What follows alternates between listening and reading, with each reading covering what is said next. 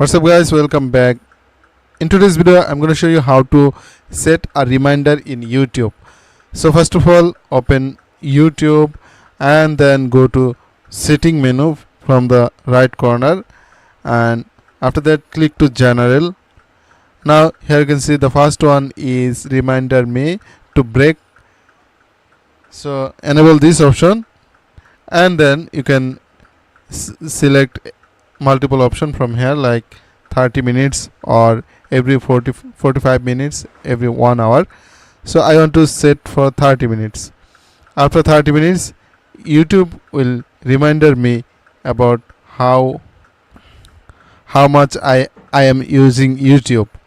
That's it. It's a very simple tricks and useful tricks for everyone to reminder yourself about how much you are using YouTube Reels, Short, etc.